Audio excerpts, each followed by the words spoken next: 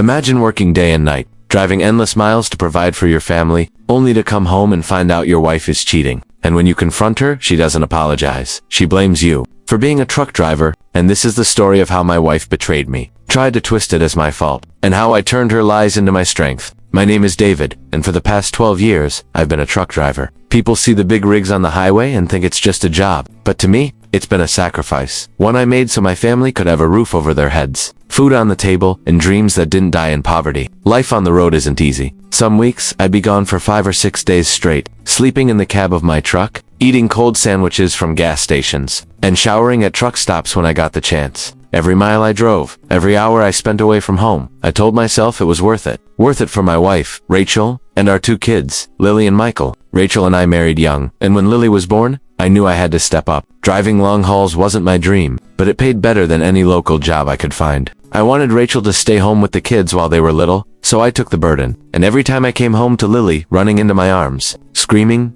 "Daddy's home," and Michael climbing up my leg, I felt like the luckiest man alive. Still, there were cracks I tried not to notice. Rachel hated the lonely nights. She told me more than once that I was married to the road. I brushed it off, thinking she'd understand one day that all my work was for her and the kids. I never imagined those words would later become her excuse. If someone had told me back then that the very life I built for them, the sacrifices, the sleepless nights, the missed birthdays, would be turned against me, I would have laughed in their face. But betrayal has a way of finding you when you least expect it. The first real sign came one Sunday evening when I got home after a week-long trip. I walked through the door, expecting the usual chaos of kids yelling and Rachel smiling, but the house felt different. The laughter was missing. The smell of her cooking wasn't in the air. Lily and Michael still ran to me, hugging my legs. But Rachel barely looked up from her phone. "Hey," she said flatly, like I was just some neighbor stopping by. No kiss, no warmth, just hey. I brushed it off at first, telling myself she was tired. Taking care of 2 kids isn't easy. But as the night went on, I noticed her mood didn't change. At dinner, she picked at her food while the kids chattered about school. When I asked if everything was okay, she gave me a look I'll never forget. "You don't get it, David. I'm here alone all the time.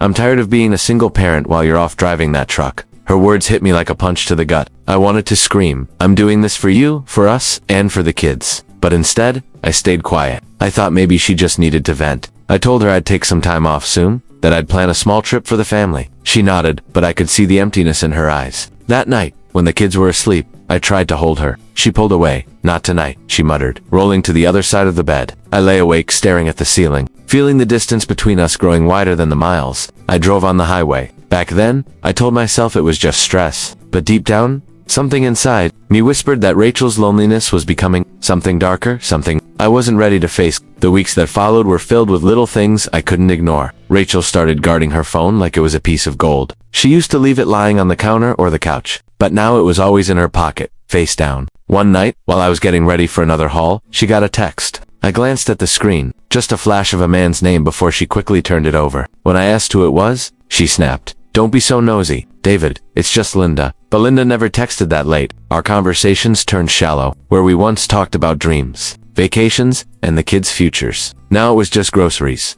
bills, and whether I'd be home in time to fix the leaking faucet. The laughter we shared was gone, replaced by sighs and silence. Even Lily noticed. One night she tugged at my shirt and whispered, "Daddy, why is Mommy always sad?" I didn't know what to say. I kissed her forehead and told her everything would be okay. But in my heart, I wasn't so sure anymore. Truck drivers learn to trust their instincts on the road. A strange noise in the engine, a sudden shift in the wind, your gut tells you when something's off. That instinct doesn't switch off at home. Every time I walked through the door, I felt like an outsider in my own house. Rachel would smile when she heard my truck pull in, but it never reached her eyes. She started dressing up more. Even when she said she was just meeting a friend, she bought new perfume, wore makeup more often. I wanted to believe she was just trying to feel good about herself, but my gut screamed otherwise. One Friday, I came home early without telling her. Her car wasn't in the driveway. The kids were at her sister Linda's house for a sleepover. The house was spotless, candles on the table, but Rachel was nowhere to be found. I sat on the couch in silence, waiting. My hands shook with suspicion I didn't want to admit. When she finally walked in, hours later,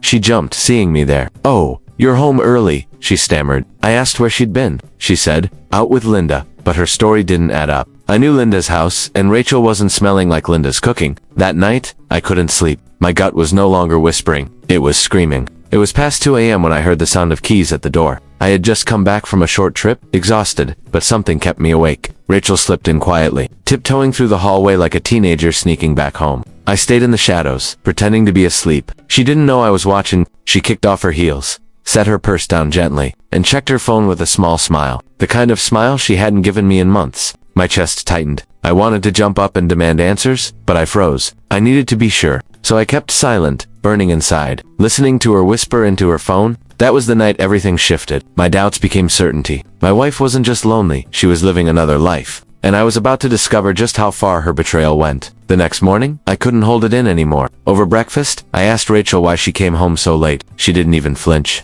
"You're imagining things, David," she said, rolling her eyes. "You're always suspicious because you're gone all the time. Maybe if you were here more often, you'd actually know what's going on." Her words stung. Instead of apologizing, instead of even pretending to care, she turned it around like I was the problem. "Do you realize," I said quietly, "that I work myself to death out there so you and the kids can have everything you need?" Rachel slammed her coffee mug on the table. "And do you realize I'm stuck here like a single mom while you play trucker hero? I didn't marry the road, David. I married you." I looked over at Lily and Michael, who sat quietly, their little eyes darting back and forth. My kids were watching their family crumble, and Rachel didn't seem to care. After that fight, I knew I needed evidence. Words weren't enough. Not when she was so quick to twist the blame. I started noticing the little things. Receipts in her purse from restaurants we'd never been to. Messages popping up at odd hours from a number saved only as empty. I started leaving my trips early on purpose, showing up unannounced. Each time, Rachel's reaction told me more than her words ever could. One night I saw her walking to her car, dressed like she was going on a date. I followed, keeping far enough behind so she wouldn't notice. She pulled up to a small motel on the edge of town. My stomach dropped as I watched her meet a man at the entrance. They kissed like teenagers. My hands shook on the steering wheel, and I gripped it so hard I thought it might snap. That was the night I saw him for the first time. His name, I would later learn, was Mark. I didn't confront her right away. Instead, I sat in my truck near that motel, headlights off, watching my wife disappear into a room with another man. I thought about Lily's drawings taped to our fridge, about Michael's toy trucks lined up by the couch, about the promises Rachel and I made on our wedding day. And then I thought about her laughter as she walked into that room. A laugh I hadn't heard in months. My chest felt hollow. Every mile I had driven, every night I had spent away, she erased it all in a single choice. I left before she came out. I couldn't face her yet, not without a plan. The next week, I tried to act normal. I kissed the kids, went to work, ate dinner at the table. But inside, I was crumbling. Finally, one night, when she came home late again, I confronted her in the living room. "Rachel," I said, my voice shaking, "who is Mark?" She froze, her face pale, then quickly hardened. "So you're spying on me now? God, David, do you hear yourself? I saw you," I snapped. "At the motel? With him?" The silence that followed was worse than a slap. She didn't deny it. She didn't cry. She just crossed her arms and said, "Maybe if you weren't gone all the time, I wouldn't need to look elsewhere." I couldn't believe what I was hearing. My wife, the woman I worked myself half to death for, was standing in front of me, blaming me for her choices. "You're gone more than you're here," she said coldly. "I need love, David, attention, and you're too busy chasing miles to notice." Tears stung my eyes, but I refused to let them fall. "So your solution was to crawl into another man's bed? That's your excuse?" Rachel shrugged. "Don't be dramatic. It's not like I planned it, but Mark makes me feel alive. You're just tired all the time." Those words broke something inside me. For the first time, I realized our marriage wasn't just damaged, it was destroyed. And the woman standing in front of me wasn't the Rachel I married. She was a stranger. After that night, the house turned into a battlefield of silence. Rachel and I barely spoke unless it was about the kids. Even then, her voice carried no warmth, only sharp edges. I started sleeping on the couch. Lily would sneak in sometimes, curling up beside me, whispering, "Daddy, why don't you sleep with Mommy anymore?" My chest ached every time I had to lie, telling her I was just tired from work. Michael drew a picture at preschool of our family. When his teacher showed me, my heart broke in his drawing. Daddy was outside in a truck while Mommy was inside the house with another man. Even my 5-year-old could sense what was happening. Rachel didn't seem to care. She carried herself like nothing was wrong, scrolling her phone with that smug little smirk I'd come to hate. The distance between us wasn't just emotional anymore. It was a canyon I could never cross again. I knew I couldn't just leave things to chance. If Rachel wanted to play dirty, I needed proof. Solid proof. I started keeping a journal of her absences, noting the nights she went to Linda's but never came home until morning. I took photos of receipts I found stuffed in her purse, expensive dinners, hotel stays, even a bouquet of flowers from Mark. One weekend, while she was in the shower, I checked her phone. Hidden under a fake name were dozens of messages from Mark, flirty texts, hotel room numbers, and even cruel jokes about me being married to his truck instead of his wife. My hands shook as I took screenshots and sent them to my own email. That was the moment I stopped being the heartbroken husband and started becoming the man who would fight for his children and his dignity. When I finally told Linda, Rachel's sister, she was shocked. At first, she defended her. David, maybe you misunderstood. Rachel wouldn't do that. I pulled out my phone and showed her the screenshots, the motel receipts, the late-night messages. Linda's face went pale. I don't even know what to say, she whispered. She told me she was just lonely, that you were gone too much. I didn't know it went this far. Rachel's parents found out soon after. Her father shook his head, muttering, I raised her better than this. Her mother cried, hugging Lily and Michael as if she could protect them from the storm Rachel created. For the first time, Rachel's family didn't stand behind her lies. They stood behind me. I knew love was gone, but I wasn't about to let Rachel's betrayal ruin my children's future. That's when I hired Mr. Johnson, a calm but sharp lawyer who had seen stories like mine too many times. David, he said, sliding the papers across the desk. With the evidence you've gathered, custody will lean in your favor. She can't blame your job when she's the one sneaking off to motels. Filing for divorce wasn't easy. My hands trembled as I signed my name, but inside I felt a strange relief. For months, Rachel had made me feel like I was crazy, like her betrayal was somehow my fault. Now, the truth was written in black and white. When Rachel was served, she didn't cry.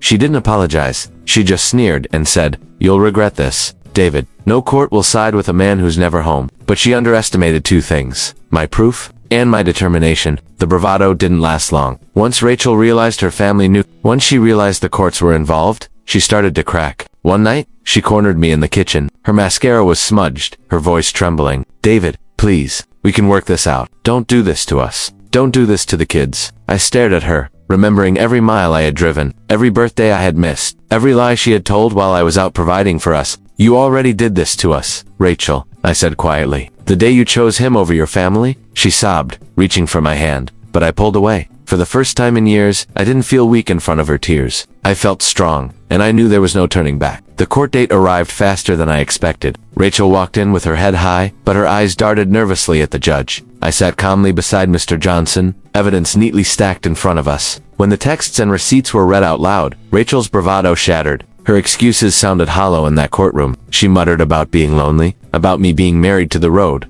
but the judge's expression stayed firm. In the end, custody leaned in my favor. Shared parenting, yes, but the kids would live with me. Rachel's visitation would be limited until she proved stability. When it was over, Rachel tried one last time. Outside the courthouse, she whispered, Please, David, don't do this. I'll change. I looked her in the eye and said the words that sealed our story. You already did this when you chose him, instead of us. Goodbye, Rachel. Moving out of that house was like taking off a heavy coat I didn't know I was wearing. The kids and I settled into a small rental closer to my trucking routes. It wasn't fancy, but it was ours. Peaceful, honest, free of lies. Lily taped her drawings all over the fridge again. Michael lined his toy trucks across the hallway. For the first time in months, laughter filled the rooms without tension lurking behind it. I worked hard, still driving, but I learned to take shorter trips, to make more time for my kids. Every hug from Lily and every good night, Daddy from Michael reminded me I made the right choice. The hole Rachel left hurt, but day by day, it healed. Word spread quickly in our town. People whispered about Rachel and Mark, but just as fast as it started, their affair crumbled. Mark wasn't the knight in shining armor Rachel thought he was. Within weeks, he ghosted her. No calls, no texts, nothing. She was left alone, with no husband, no affair partner, and a reputation in ruins. Linda told me one day that Rachel came to her crying, saying she wished she could turn back time.